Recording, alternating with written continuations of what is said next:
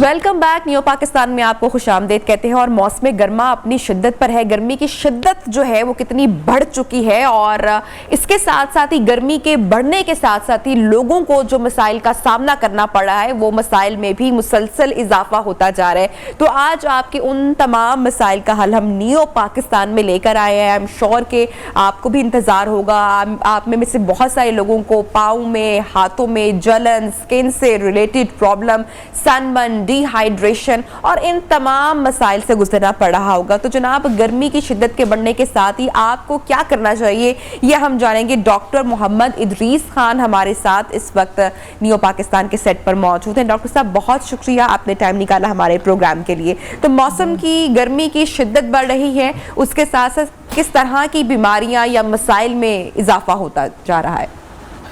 Thank you so much for choosing this topic.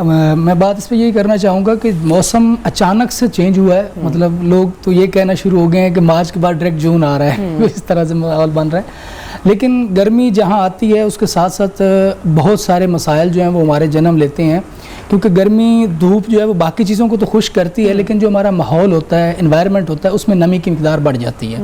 جب وہ نمی کی مقدار بڑھتی ہے اس سے ہمارے مختلف باڈی میں جو ایشوز ہیں, جس میں زیادہ تر سکن ایشوز جو ہیں وہ زیادہ پرومیننٹ ہونا شروع ہو جاتے ہیں, جس سے ہمیں ایچنگ, اس کے علاوہ سن برن جسے آپ نے بات کی, اس کے علاوہ ریشز, سکن ریشز اور اس طرح کے مسائل ہونا شروع ہو جاتے ہیں.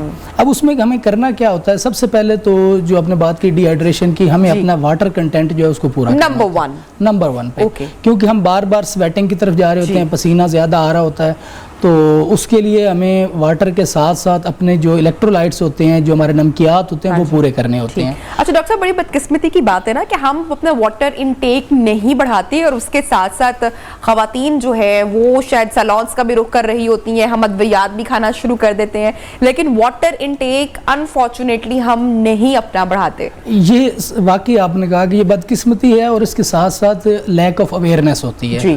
ہم ہر چیز کا حل ایک گولی سے دیکھنا چاہ رہے ہوتے ہیں, ایک سیرپ سے, ایک ٹیبلٹ سے, کہ کوئی ایسی ہمیں چیز ملے جس سے ہمارے سارے مسئلے حل ہو جائیں. لیکن جو ہماری ڈائٹری چینجز ہیں, ہماری ہیبٹس ہیں, یا ہماری فوڈ چینجز ہیں, وہ ہم نہیں کرنا چاہ رہے ہوتے, یا ہمیں ان کا آئیڈیا نہیں ہوتا کہ ہم کیا کریں. بہت بڑے بڑے ایشوز اس طرح کے ہوتے ہیں جو ہماری چھوٹی سی ڈائٹ چینج سے ہم اس کو بہتر کر سکتے ہیں. جیسے بھی آپ نے ڈی ہائیڈریشن کی مثال دی, کہ ڈی ہائیڈریشن سے کیا ہوتا ہے کہ ہماری اسکن بری طرح ڈیمیج ہو رہی ہوتی ہے, پانی کا کنٹینٹ کم ہو رہا تھا, اور اس کے علاوہ جو ہم بار بار سویٹنگ کی طرف جاتے ہیں, پسینہ زیادہ آتا ہے, تو اس سے پھر ہماری باڈی کے کچھ ایریاز جو ہیں وہاں سے فنگس گروتھ ہونا شروع ہو جاتی ہے, کیونکہ وہ جہاں نمی ہوتی ہے وہاں وہ پرون ایریا ہوتا ہے فنگل انفیکشن کا اور فنگس کی گروتھ کا. تو باڈی کے جو ایریاز کورڈ رہتے ہیں وہاں جب سویٹنگ ہوتی ہے تو وہاں پھر فنگل انفیکشن ہونے شروع ہو جاتے ہیں. ڈاکٹر صاحب, کتنا ویسے ریکمینڈڈ ہے دن میں پانی پینا؟ اب چونکہ گرمی اتنی زیادہ بڑھ رہی ہے اور رمضان بھی آ رہا ہے, تو واٹر انٹیک کیسے بیلنس رکھا جائے, اور صحیح طریقہ ہے کیا؟ لوگ بہت اچانک سے جو 2 گلاس ٹھنڈا پانی پی لیتے ہیں, کیا وہ بھی غلط طریقہ اکثر سنا ہے کہ ہے؟ یہ جو سوال ہے آپ کا, یہ ویری کرتا ہے پرسن ٹو پرسن. اب ایک پرسن جو ہے وہ ایئر کنڈیشن ماحول میں سارا دن رہتا ہے تو اس کے لیے اتنی ریکوائرمنٹ نہیں ہوگی, لیکن ایک بندہ جو سارا دن بائک پہ ٹریول کرتا ہے, یا مزدور ہے, کام کرتا ہے, دھوپ میں کام کرتا ہے, یا ہارڈ ورک ہے اس کا, تو اس کی چونکہ واٹر جو سویٹنگ ہے وہ زیادہ ہو رہی ہے, واٹر لاس زیادہ ہو رہا ہے, الیکٹرولائٹس کا لاس زیادہ ہو رہا ہے, تو اس کے لیے زیادہ ریکوائرڈ ہے. اب ہم ایک یعنی کہ جن کی فزیکل ایکٹیویٹی زیادہ ہے ان کو اتنے ہی زیادہ پانی کی ضرورت ہے. بالکل, ان کو اتنی ہی زیادہ.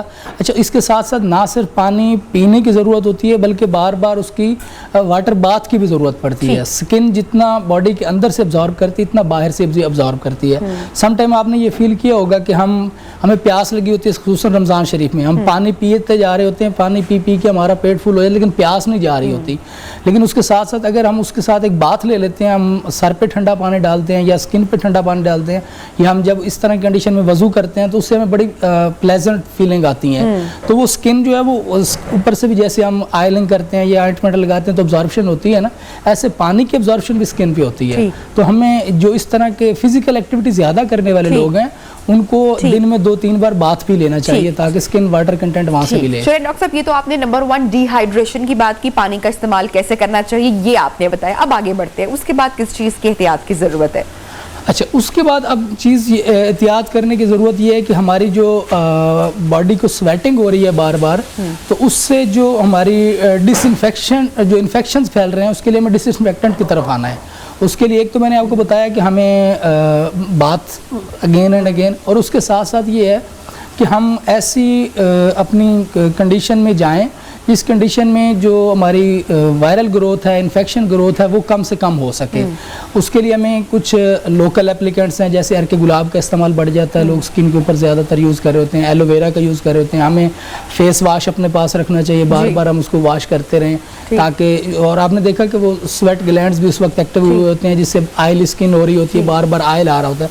اور جب یہ آئل باہر آتا ہے تو آئل کی ایک خوبی ہے کہ وہ جو ڈسٹ ہوتی ہے اس کو وہ اٹیچ کر لیتا ہے، تو جیسے اسکن کے اوپر ڈسٹ گرتی رہتی ہے اس سے پھر اسکن کی انفیکشن، پھر پمپلز نکلنا، پھر اس کے علاوہ ایچنگ ہونا، ریشنگ ہونا، یہ بڑھنا شروع. جو آپ نے نمبر 1 بتایا وہ 2 کے ساتھ بھی کنیکٹ کرتا ہے کہ ہم پسینے اور بدبو سے چھٹکارا حاصل کر سکتے ہیں اگر ہم ڈی ہائیڈریٹڈ نہیں ہیں اور واٹر انٹیک اچھا ہے. نہیں ڈی ہائیڈریشن سے تو اس کا لنک نہیں ہے، لیکن یہ کہ اگر ہم جب ہم واٹر انٹیک زیادہ کرتے ہیں تو اس سے پسینہ تو آتا ہی آتا ہے، لیکن پسینہ آنے کے بعد جو ہمارے ایشوز ہیں اس کے لیے ہمیں یہ ہے کہ کلینلینس کی طرف جانا ہے، اور ساتھ پھر ہمیں جو لاس ہو رہا ہوتا ہے اس میں ہمیں اس کو مختلف طریقوں سے فل کرنا ہے. فل کرنے کا طریقہ کار یہ ہوگا کہ جو اس کے لیے جو میں آج سب سے بہتر ٹپ دینا چاہوں گا ہماری آڈینس کو، اسپیشلی جس طرح آپ نے فیمیلز کی بات کی، وہ سلونز کی طرف جا رہی ہوتی ہیں اور مختلف ایشوز کے لیے، اور وہ ادویات کی طرف جانا چاہ رہی ہوتی ہیں.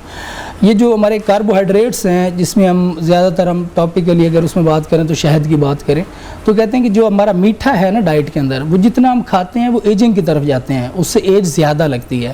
لیکن اگر وہی میٹھا ہم لگاتے ہیں اسکن کے اوپر تو اس سے ایج کم نظر آتی ہے. اچھا، یہ ایک بڑا انٹرسٹنگ ہے کہ کاربوہائیڈریٹس کے بارے میں یہ ہے کہ اگر آپ میٹھا کھاتے ہیں زیادہ تو اس سے آپ ایجنگ کی طرف جاتے ہیں، آپ ایجڈ فیل لگتے ہیں، آپ کی ایج جو ہے وہ کم ہونا شروع ہو جاتی ہے، مطلب آپ فزیکلی ایجڈ لگنا شروع ہو جاتے ہیں. لیکن اگر آپ وہی میٹھا اپنے اسکن پہ لگاتے ہیں تو اس سے کیا ہوتا ہے کہ آپ کی اسکن جو ہے وہ ریفریشنگ ہوتی ہے، اسکن کے نیوٹرینٹس پورے ہوتے ہیں اور اسکن جو ہے گلوئنگ کرتی ہے اسے، اور اس سے آپ کی ایج کم لگنا شروع ہو جاتی ہے. تو یہ اس میں آپ گرمیوں میں جیسے ہم میٹھے مشروبات زیادہ پینے شروع کرتے ہیں نا، اس کے ساتھ ساتھ میں یہ ریکمینڈ کروں گا کہ آپ شہد کا جو ماسک ہے، یہ شہد کا لیپ ہے، وہ نائٹ ٹائم میں ضرور اپلائی کریں. اور میٹھے مشروبات سے اچھا کہ اگر فریش فروٹ لیں تو وہ بھی ایک اچھی چیز ہے. یا فریش فروٹ کے ساتھ ساتھ جو سب سے اچھا ہوتا ہے جو ہم ریکمینڈ کرتے ہیں وہ سکنجبین ہوتا ہے کہ آپ لیمن واٹر، لیمن لائم یا منٹ مارگریٹا یا اس طرح کے جو ہمارے فریش جوسز ٹائپ بنتے ہیں، اس کو کم چینی کے ساتھ، کم سے کم چینی کے ساتھ اگر استعمال کریں تو وہ بہترین ہو جائے گا. کم چینی کے ساتھ اس کو استعمال. اچھا ڈاکٹر صاحب، اب تمام لوگ چونکہ باہر سن ایکسپوجر ہے بہت زیادہ، ہمارے یہاں گرمی کی شدت بہت زیادہ ہوتی ہے اور دھوپ میں آنا جانا ٹریول کرنا اوبویسلی پڑتا ہے، تو ایسے میں ہیٹ سٹروک ہم ایوری ایئر سنتے ہیں کہ بہت سارے لوگ ہیٹ سٹروک سے متاثر ہو گئے. کیسے بچ سکتے ہیں ہیٹ سٹروک سے؟ جی یہ اس وقت کا میں سمجھتا ہوں کہ بہت اچھوتا سوال کہہ سکتے ہیں اس کو، یا اس کو بڑا ہاٹ ٹاپک کہہ سکتے ہیں ہم.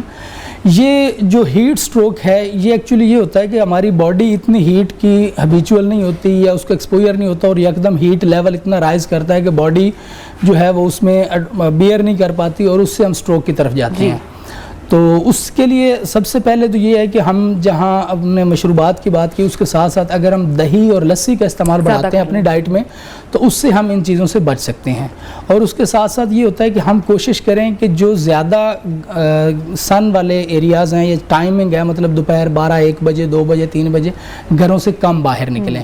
اور اگر ہم گھروں سے باہر نکل رہے ہیں تو جو بائک پہ ٹریول کر رہے ہوتے ہیں یا واکنگ ٹریول کر رہے ہوتے ہیں وہ سر ڈھانپ کے رکھیں، کیونکہ ہیٹ سٹروک کا جو پہلا اٹیک ہوتا ہے وہ سر پہ ہی ہو رہا ہوتا ہے، اور سر سے پھر ڈائریکٹ وہ ہیٹ جو ہے وہ برین کو جا رہی ہوتی ہے، جس کی وجہ سے وہ اس کی علامات آتی ہیں. تو اس کے لیے ہمیں یہ کرنا ہوگا کہ ہمیں اپنا سر ڈھانپ کے رکھیں اور اپنے ساتھ جو ہے وہ پانی لازمی رکھیں. اور پانی میں کوشش کریں کہ ہم اگر ORS والا واٹر رکھیں، ایک تو یا ہم وہ لیمن واٹر کر سکتے ہیں اس کو، وہ سب سے بہتر ہے، اور ایسا واٹر جس میں ہم ایلو ویرا یوز کر سکتے ہیں، ایڈ کر سکتے ہیں. آج کل لوگ ڈیٹاکسیفائنگ واٹر بوٹلز کے اندر بناتے ہیں، اس میں یہ ہے کہ آپ کچھ ٹکڑے ایلو ویرا کے ڈال سکتے ہیں، اس کے علاوہ کوکمبر کے، کھیرے کے ڈال سکتے ہیں. تو وہ اگر آپ اس طرح کا واٹر اپنے ساتھ رکھتے ہیں تو وہ آپ کے نیوٹرینٹس پورے کرتا ہے، کیونکہ آپ کو سم ٹائم نہیں آئیڈیا ہوتا کہ باہر آپ ٹریفک میں پھنس جاتے ہیں, کسی ایسے جگہ پھنس جاتے ہیں, ٹائم آپ کو زیادہ لگ جاتا ہے لیکن وہاں واٹر کی اویلیبلٹی نہیں ہوتی. تو واٹر اگر آپ اس طرح کا اپنے ساتھ رکھتے ہیں جس سے آپ اپنی اسکن کی یا اپنی جو باڈی کی ضروریات ہیں وہ پوری کر سکیں, تو اس سے آپ ہیٹ اسٹروک سے بچ سکتے ہیں. ڈاکٹر صاحب تھینک یو سو مچ, آپ نے جوائن کیا, اور گرمی سے کیسے بچنا ہے اور جو گرمی کے ساتھ پیدا ہونے والے جو مسائل ہوتے ہیں جسے کم و بیش ہر انسان ہی گزرتا ہے, اس کے حوالے سے آپ بڑی زبردست گفتگو کر رہے تھے. پروگرام میں لیں گے ایک بریک, جس کے بعد آپ کو دوبارہ کرتے ہیں جوائن.